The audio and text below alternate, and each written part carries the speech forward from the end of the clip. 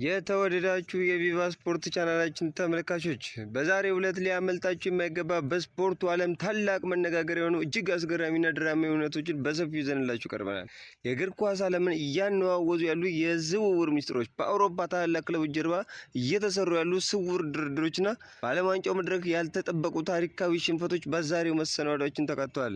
በተለይም ደግሞ መድፈኞቹ የአውሮፓን እግር ኳስ ገበያ እያነዋወጡ በድብቅ እየተከታተሏቸው የሚገኙትን አዲስ ታሪካዊ ኮከቦች እነማን ናቸው? በሚካኤል አርቴታ ስር አዲስ የኃይል ሚዛን ለመፍጠር በምን በኩል ምን እየታሰበ ነው? ይህንን ሁሉ በዝርዝር የምንመለከት ይሆናል። በዛሬው ፕሮግራማችን የምንዳስሳቸው ዋና ዋና ጉዳዮች አርሰናል ለአማካኝ ስፍራ ያጫቸው ብሩኖ ጉማሬሽና ሳንድሮ ቶናሊ እንዲሁም የብራድሊ ባርኮላና የሞርጋን ሮጀርስ አዳዲስ የዝውውር ጉዳዮችን እንቃኛለን። ሌላው ደግሞ የምንቃኘው ጉዳይ የፈረንሳይና የኖርዌይ አስደናቂ ድል፣ የኤርሊንግ ብራውት ሃላንድ አዲስ ታሪክና የኪሊያን ኤምባፔ ድንቅ ብቃት እንቃኛለን። ዩናይትድ ማቴዎስ ፈርናንዴዝን በቶተናም የተነጠቀበትና ቀጣይ የኦሪዮል ሸዋሚኒ የህልም ኢላማ ሁኔታ፣ የእንግሊዝ ከዲሞክራቲክ ሪፐብሊክ ኦፍ ኮንጎ እንዲሁም የቤልጂየም እና የሴኔጋል ታላቅ ጨዋታ ቅድመ ግምገማ።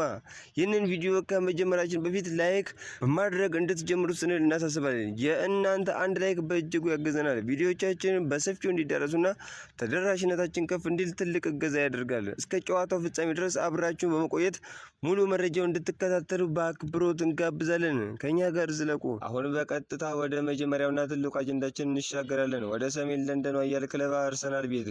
በአሁኑ ሰዓት የአርሰናል ደጋፊዎች በጉጉትና በከፍተኛ ጥበቃ እያቃጠለ ያለው ዋነኛው ጉዳይ ክለቡ በመካከለኛው የሜዳ ክፍል ላይ ሊያደርገው ያሰበው ታላቅ የገንዘብ ኢንቨስትመንት ነው። እንደ ታማኙና ስመጥሩ የስፖርት ጋዜጠኛ ዳዊ ኦርነስ የትላንትና ምሽት ሰበር ዘገባ ከሆነ አርሰናል በአማካኝ ስፍራ ላይ የዴክላን ራይስ ትክክለኛ ፍጹምና አስተማማኝ አጣማሪ ሊሆን የሚችል ጠንካራ ፕሮፋይል ያለው በአካል ብቃትም ሆነ በቴክኒክ የበሰለ ተጫዋች በከፍተኛ ሁኔታ እየፈለገ ይገኛል። ቶማስ ፓርቲና ጆርጂኒሆ እድሜያቸው እየገፋ ከመምጣቱና በተደጋጋሚ በጉዳት ከመጣቃታቸው ጋር ተያይዞ ሚካኤል አርቴታ ለረጅም ጊዜ ክለቡን የጀርባ አጥንት ሊሆን የሚችል አዲስ አማካኝ ማስፈረም ግዴታ ሆኖበታል። ይህንን ክፍተት ለመሙላት ደግሞ የሚካኤል አርቴታ የመጀመሪያ ምርጫ የሆነው የተቀመጡት ሁለት ስሞች ናቸው። እነሱም ብሩኖ ጉማሬሽ እና ሳንድሮ ቶናሊ ናቸው። አርሰናል የብሩኖ ጉማሬሽን ዝውውር ለማጠናቀቅ አሁን ትልቅ ስልታዊ ዝግጅት እያደረገ ይገኛል። ተጫዋቹ ካለው የእድሜ መግፋትና አሁን ካለው የኮንትራት ሁኔታ አንጻር አርሰናል በጥሩ የድርድር ስልት ዝውውሩን ከ55 ሚሊዮን ፓውንድ እስከ 60 ሚሊዮን ፓውንድ ባለው ሂሳብ ሊያጠናቅቀው እንደሚችል ጽኑ እምነት አለው። ለዚህም ነው መድፈኞቹ የ60 ሚሊዮን ፓውንድ ዋጋ ያለው አዲስና ይፋዊ ፕሮፖዛል ለባለቤቱ ኒውካስትል ዩናይትድ እንደገና ለማቅረብ ከስምምነት ላይ ደርሰው ወረቀቶችን እያዘጋጁ ያሉት። ብሩኖ ጉማሬዝ ባለፉት የውድድር ዓመታት በኒውካስትል ቤት የነበረው አቋም እጅግ አስደናቂ ነው። ኳስን ካለፉት መስመሮች ተቀብሎ ወደፊት የማውጣት ብቃቱ፣ በጠበብት ቦታዎች ላይ የሚወስናቸው ውሳኔዎችና የመከላከል ጥንካሬው በአውሮፓ ካሉ ምርጥ ቁጥር 6 እና ቁጥር 8 ተጫዋቾች ተርታ ያሰልፈዋል። በሌላ በኩል ኒውካስትል ዩናይትድ ምንም አይነት አስደንጋጭ ውሳኔ ውስጥ መግባት አይፈልጉም። ተጫዋቻቸውን በቅዱስ ጄምስ ፓርክ ማቆየት ነው ዋነኛ ፍላጎታቸው። ነገር ግን ብሩኖ ጉማሬዝ በአሁኑ ሰዓት በኒውካስትል ዩናይትድ ውስጥ ሙሉ በሙሉ ደስተኛ ነው የሚሉ እምነቶች ባይኖሩም ተጫዋቹ በአሁኑ የዓለም ዋንጫ ውድድር መልስ ወደ ክለቡ ሲመለስ ዝውውሩ እንዲፈቀድለት በኒውካስትል አስተዳደር ላይ ከፍተኛ ጫና ሊያደርግ እንደሚችል በስፋት እየተነገረ ይገኛል። ይህ የብሩኖ ጉማሬዝ ጫና ደግሞ የአርሰናል ተጫዋቹን በቀላሉ በቅናሽ ዋጋ የሚያገኝበት ወርቃማ ድል በሰፊው ይከፍተዋል ተብሎ ይታመናል። ይሁን እንጂ ኒውካስትል ዩናይትድ ለብሩኖ ጉማሬዝ ዝውውር ፍንክች የማይሉ ከሆነ ሚካኤል አርቴታ ሁለተኛውን ድብቅ እቅዱን ይፋ ያደርጋል። እሱም የኒውካስትሉን ሌላኛው ጣሊያናዊ ኮከብ ሳንድሮ ቶናሊ ነው። አርሰናል የሳንድሮ ቶናሊ የጨዋታ ዘይቤ፣ በሜዳ ላይ ያለውን ታጋይነትና ኳስን የማሰራጨት ከፍተኛ ብቃት በቅርብ ርቀት ሲከታተለው ቆይቷል። ቶናሊ ከቅጣት ከተመለሰ በኋላ በኒውካስትል ቤት ድንቅ ብቃቱን እያሳየ ይገኛል። አርቴታ ቶናሊና ዴክላን ራይስ በመሃል ሜዳ ላይ ከተጣመሩ በአውሮፓ ውስጥ የማይበገር ጠንካራ የመከላከልና የማጥቃት ግንብ መገንባት ይቻላል ተብሎ ያምናል። ስለዚህ አርሰናል በዚህ ክረምት መሃል ሜዳውን ለማደስ የሁለቱን የኒውካስትል ክለቦች ሁኔታ በአንክሮ እየተከታተለ ይገኛል። የአርሰናል የዝውውር ዕቅድ በብሩኖ ጉማሬዝ ወይንም በሳንድሮ ቶናሊ ላይ ብቻ የተገደበ አይደለም። ክለቡ የወደፊት እጣ ፈንታው ይበልጥ ለማድነቅ እና የረጅም ጊዜ ስኬትን ለማረጋገጥ ሌላኛው ወጣትና እጅግ ተስፋ ሰጪ አማካኝ አሌክስ ስኮት ላይ አይኑን ጥሏል። በአሁኑ ሰዓት ቦርንማውዝ ለአሌክስ ስኮት የቀረበለትን የመጀመሪያ የዝውውር ጥያቄ ውድቅ ማድረጉን በስፋት ቢስማማም አርሰናል እና ሌሎች የፕሪሚየር ሊግ ክለቦች ተጫዋቹን ለማስፈረም አሁንም በከፍተኛ ሁኔታ እየተፎካከሩ ይገኛሉ። ቦርንማውዝ ከተጫዋቹ ጋር የረጅም ጊዜ ውል ማራዘም ይፈልጋሉ። ውሉን ካራዘሙም የውል ማፍረሻውን እስከ 80 ሚሊዮን ፓውንድ ድረስ ከፍ ለማድረግ አቅደዋል። ነገር ግን አሁን ባለው ሁኔታ ተጫዋቹ ውሉን ለማደስ ፈቃደኛ ካልሆነ አርሰናል ወይንም ማንቸስተር ዩናይትድ እስከ 60 ሚሊዮን ፓውንድ ባለው ዋጋ ተጫዋቹን የመጠቅለል እድላቸው በጣም ሰፊ ነው። አሌክስ ስኮት በአሁኑ ሰዓት በማንቸስተር ሲቲ፣ ቶተንሃም ሆትስፐር እና ቼልሲ እይታ ውስጥ የገባና የወደፊት የሊጉ ደማቅ ኮከብ ይሆናል ተብሎ የሚጠበቅ ድንቅ ተጫዋች በመሆኑ ዝውውሩን እጅግ አጓጊ ያደርገዋል። ከዚህ በተጨማሪ በአጥቂ መስመር ላይ አርሰናል ሌላ አስገራሚና ያልተጠበቀ ስም እያደነ ይገኛል። በትናንትናው ዕለት የአርሰናል ስካውቶች የፈረንሳይና የስዊድን ብሔራዊ ቡድን ጨዋታ ላይ በአካል ስቴዲየም ድረስ ተገኝተው ነበር። በዚህ ጨዋታ ላይ የተገኙት የአርሰናል ሰላዮች ዋነኛ ዓላማ የፓሪስ ሴን ጀርመኑን ወጣት ክንፍ ኮከብ ብራድሌ ባርኮላን በቅርብ ለመገምገም ነበር። አርሰናል ብራድሌ ባርኮላን እና ሞርጋን ሮጀርስን አማራጭ ብቻ ሳይሆን ይበልጥ ቅድሚያ የሚሰጠውና የክለቡን ጥራት ከፍ የሚያደርግ የፊት መስመር ዋና ኢላማ አድርጎታል። ሪፖርቶች እንደሚያመለክቱት አስቶን ቪላን ለሞርጋን ሮጀርስ ከ100 ሚሊዮን ፓውንድ በታች የሚቀርብ ማንኛውም ድርድር እንደማይቀበሉና በታሪክ የብሪታንያን የዝውውር ሪከርድ እንዲሰብር እንደሚፈልጉ በይፋ አስታውቋል።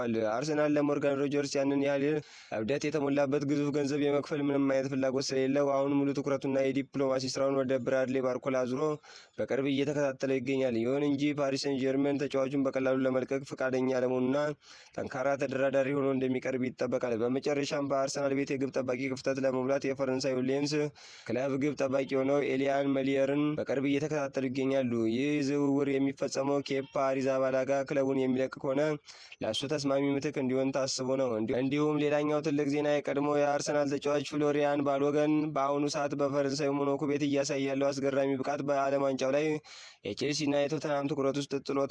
አርሰናል ተጫዋቹን ወደ ሞናኮ በሸጠበት ወቅት በውሉ ላይ የሴል ኦን ክሎዝ ወይንም በድጋሚ ሽያጭ ላይ ድርሻ የሚያገኝበትን ወሳኝ አንቀጽ አስቀምጦ ነበር። ፍሎሪያን ባሎገን ወደ ቼልሲና ቶተንሃም በከፍተኛ ዋጋ በተዘዋወረ ቁጥር አርሰናል ያለምንም ልፋት በሚሊዮን የሚቆጠር ፓውንድ በቀጥታ ወደ ካዝናው ገቢ ያደርጋል።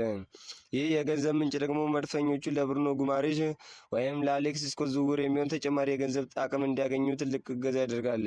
አሁን ደግሞ ሙሉ ትኩረታችን ወደ ታላቁና መላው የዓለም እግር ኳስ ወዳጆች ወደሚናፍቁት በጉጉት ወደሚጠበቀው የዓለም ዋንጫ ወርልድ ካፕ መድረክና ዙር። ይህ የዓለም ዋንጫ ውድድር በሁሉም ብሔራዊ ቡድኖች ዘንድ ከፍተኛ መነቃቃትን፣ አስገራሚ ስልታዊ ሽግግሮችን እና ትኩስ ቅድመ ዝግጅቶችን ፈጥሯል። ይህ ውድድር ከወትሮ በተለየ መልኩ በርካታ ወጣት ኮከቦች የሚፈነዱበትና የአሮጌዎቹ ታላላቅ ተጫዋቾች የመጨረሻ አሻራቸውን የሚያሳርፉበት በመሆኑ በዓለም ዙሪያ ያሉ የስፖርት ተንታኞች ትኩረት በከፍተኛ ሁኔታ ስቧል። በተለይም የፈረንሳይ ብሔራዊ ቡድን አሰልጣኝ ዲዲዬ ዴሻምፕን ቡድናቸውን ሙሉ በሙሉ በወጣቶች ላይ የተመሰረተ ለማድረግና አዲስ የኃይል ሚዛን ለመፍጠር ስብስባቸውን እንደገና እያደሱት ይገኛሉ። በትናንትናው ዕለት የፈረንሳይ ብሔራዊ ቡድን ከስዊድን ጋር ባደረገው እጅግ ተጠባቂ የአቋም መለኪያ ጨዋታ ላይ በርካታ የዓለማችን ታላላቅ ክለቦች ስካውቶች እና የስፖርት ዳይሬክተሮች ተገኝተው ነበር። በዚህ ጨዋታ ላይ እንደ ብራድሌ ባርኮላ እና ፍሎሪያን ባሎገን ያሉ ወጣት ኮከቦች ያሳዩት አስደናቂ ፍጥነት፣ የቴክኒክ ብስለትና ታክቲካዊ መረዳት ፈረንሳይ ለዓለም ዋንጫው እንደገና ዋነኛ የዋንጫ ግምት የምታገኝበት መንገድ አመቻችቶታል። ዴሻምፕ አሮጌዎችን ተጫዋቾች በወጣቶች በመተካት ፈጣን የሽግግር እግር ኳስን ለመጫወት እያቀደ መሆኑን ይህ ጨዋታ ትልቅ ማረጋገጫ ሰጥቶታል። በተለይ ባርኮላ በክንፍ መስመር ላይ ያለው መጓተን ለፈረንሳይ የፊት መስመር አዲስ ሕይወት ዘርቷል። የእንግሊዝ ብሔራዊ ቡድን በበኩሉ በታሪክ ለሁለተኛ ጊዜ የዓለም ዋንጫን ወደ ሀገሩ ለመመለስ በአዲሱና ስልታዊ አሰልጣኝ ቶማስ ቱሄል መሪነት እጅግ ዘመናዊና ሳይንሳዊ ዝግጅት እያደረገ ይገኛል። ቶማስ ቱሄል በቡድኑ መካከል ክፍል ላይ የዴክላን ራይስ ቋሚ አጋር የሚሆንና የመከላከል ክፍተቶችን በፍጥነት መሸፈን የሚችል ጠንካራ ተጫዋች ለመምረጥ የፕሪሚየር ሊጉን ጨዋታዎች በቅርበት እየተከታተሉ ይገኛሉ። የሳንድሮ ቶናኒ፣ የብሩኖ ጉማሬዝና የወጣቱ አሌክስ ስኮት አሁን በሊጉ እያሳዩት ያለው ድንቅ ብቃት ለአውሮፓውያን ክለቦች የዝውውር ገበያ ትልቅ ግብዓት ከመሆኑ ባለፈ ለብሔራዊ ቡድኖቻቸውን በዓለም ዋንጫው ላይ ትልቅ ተጽዕኖ ፈጣሪ ተጫዋች ለመሆን የሚያስችላቸውን ወርቃማ ዕድል ሰጥቷቸዋል። ቱሄል በተለይ በመሃል ሜዳ ጥንካሬ ላይ ትኩረት በማድረጋቸው እንግሊዝ በአደረጃጀት ረገድ እጅግ የተጠናከረች ቡድን እንድትሆን አድርጓታል። ብራዚልና አርጀንቲና በበኩላቸው የላቲን አሜሪካን ክብር በዓለም መድረክ ላይ ለማስጠበቅ በዓለም ዋንጫው ማጣሪያ ላይ ጠንካራና ሊያስጨራሽ ፉክክር እያደረጉ ይገኛሉ። የብራዚሉ አማካኝ ብሩኖ ጉማሬዝ በብሔራዊ ቡድን ውስጥ የጨዋታ አቀጣጣይነቱ ቁልፍ ሚና እንዲይዝ አሰልጣኙ ልዩ ታክቲክ ያወጡለት ሲሆን ይህ የዓለም ዋንጫ ውድድር ለተጫዋቹ የገበያ ዋጋ መናር እና ለታላላቅ ክለቦች የዝውውር ፍልሚያ ትልቅ ማገዶ እንደሚሆንም ምንም ጥርጥር የለውም። አርጀንቲና በበኩሏ በአንጋፋዎቹና በወጣቶቹ መካከል ያለውን ጥምረት በማጠናከር ዋንጫዋን ለማስጠበቅ ታጥቃ ተነስታለች። ይህ ሁኔታ በፈረንሳይ በእንግሊዝና በላቲን አሜሪካ ሀገራት መካከል የሚደረገውን የዋንጫ ፉክክር እጅግ አስደናቂ ያደርጓል።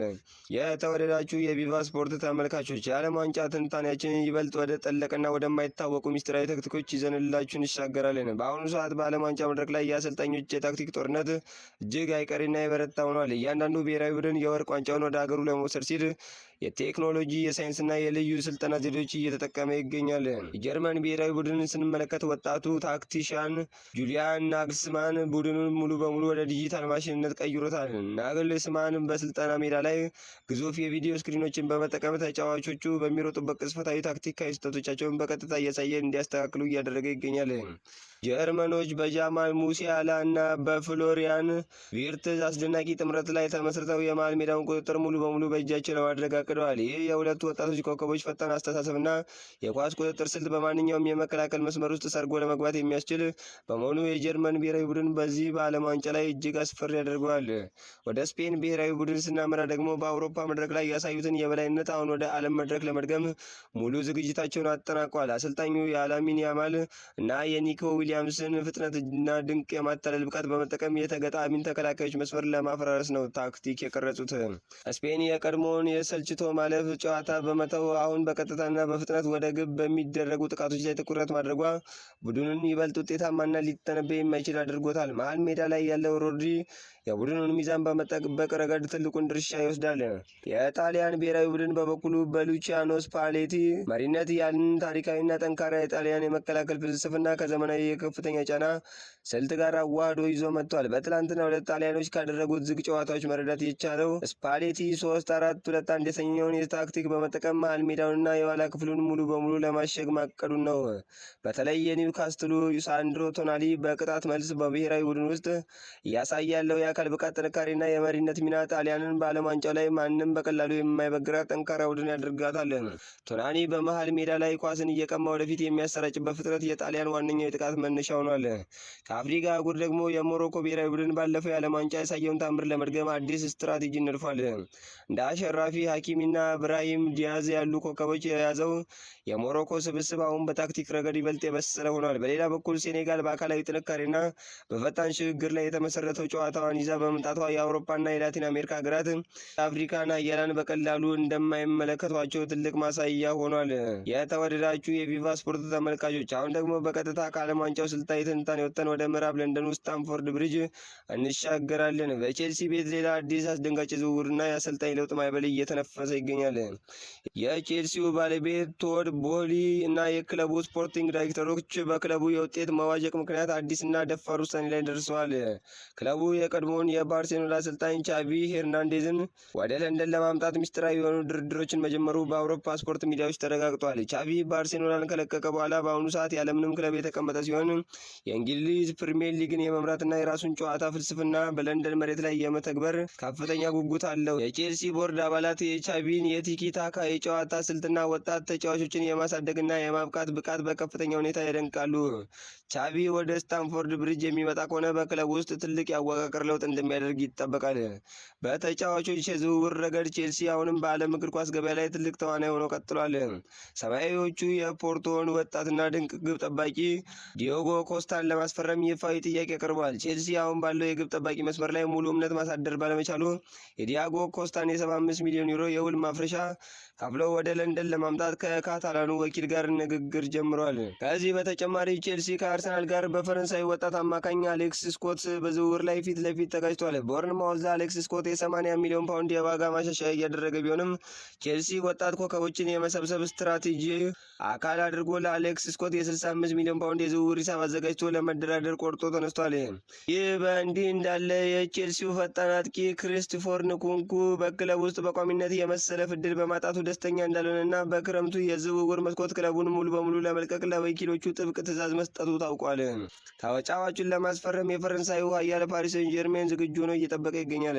በሌላ በኩል ወደ ኦልድ ትራፎርድና አንፊልደን ስናመራ በማንቸስተር ዩናይትድና በሊቨርፑል መካከል ታላቅ የዝውውር ጦርነት እየተካሄደ ይገኛል። የማንቸስተር ዩናይትድ አዲሱ አሰልጣኝ ሩበን አሞሪም እና የሊቨርፑሉ አሰልጣኝ አርኔ ስሎት የፊት መስመራቸውን ይበልጥ ለማጠናከር አንዱ የሌላኛውን ኢላማ ለመጥለፍ እየተሻሙ ነው። የዚህ ታላቅ ጦርነት መነሻ የሆነው ደግሞ የስፖርቲንግ ሊዝበኑ ግብ አዳኝ ቪክቶር ጊዮኬሬሽ ነው። ቪክቶር ጊዮኬሬሽ ስፖርቲንግ ሊዝበን ለቆ መውጣቱ የማይቀር ጉዳይ በመሆኑ ሊቨርፑል የቪክቶር ጊዮኬሬሽን የውል ማፍረሻ የሆነውን 85 ሚሊዮን ፓውንድ ሙሉ በሙሉ ለመክፈል ዝግጁ መሆኑን ለአስተዳደሩ አስታውቋል። ማንቸስተር ዩናይትድ በጂዮኬሬሽ ዝውውር ላይ እንቅፋት ካጋጠመው ብሎ ያዘጋጀው ሌላ አማራጭ የባየር ሙኒኩ ፈረንሳይ አጥቂ ማቲስ ቴል ነው። ማንቸስተር ዩናይትድ ይህንን አጋጣሚ በመጠቀም የ21 ዓመቱን ወጣት አጥቂ በውሰት ከነግዢ መብት ጋር ለማስፈረም የመጀመሪያ ደረጃ ንግግር መጀመሩ ታውቋል። ከማቲስ ቴል በተጨማሪ ማንቸስተር ዩናይትድ ለአማካኝ ስፍራው የሪያል ሶሴዳዱን ማርቲን ዙቢሜንዲን በ60 ሚሊዮን ዩሮ የውል ማፍረሻ ከፍሎ ወደ ማንቸስተር ለማምጣት ከፍተኛ ፍላጎትን አሳይቷል። አርሰናል መሃል ሜዳውን በብሩኖ ጉማሬዝ ወይንም በሳንድሮ ቶናሊ ለማጠናከር የሚያደርገው ጥረት እንዲሁም ቼልሲ በአሰልጣኝ ቻቪ ሄርናንዴዝ መሪነት ሊጀምር ያሰበው አዲስ የቲክታካ ዘመን በለንደን ምድር ላይ አዳዲስ የፉክክር እሳት እንደሚያቀጣጥል ግልጽ ነው። ከዚህ ጎን ለጎን እነዚህ በክለብ ደረጃ የሚደረጉ ዝውውሮች እና የተጫዋቾች መናበብ በቀጥታ ወደ ዓለም ዋንጫው መድረክ የሚሻገር በመሆኑና ፈረንሳይና እንግሊዝ ያሉ ብሔራዊ ቡድኖች በታክቲክ ረገድ እጅግ የበሰሉና የተደራጁ ሆነው እንዲቀርቡ ትልቅ እገዛ እያደረገላቸው ይገኛል። የእግር ኳስ ኢንዱስትሪው አሁን ላይ በከፍተኛ ፍጥነትና በሳይንሳዊ ስሌቶች እየተመራ ይገኛል።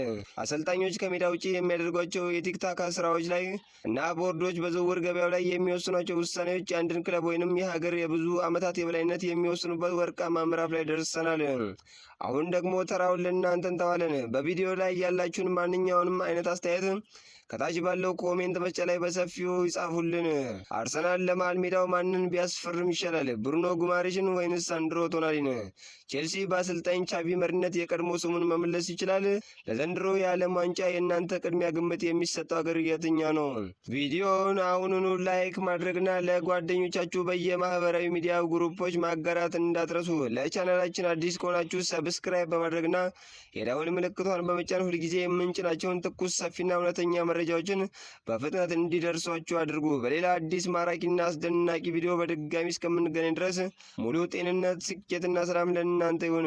ቪቫ ስፖርት ሁልጊዜም ምርጫችሁ ነው።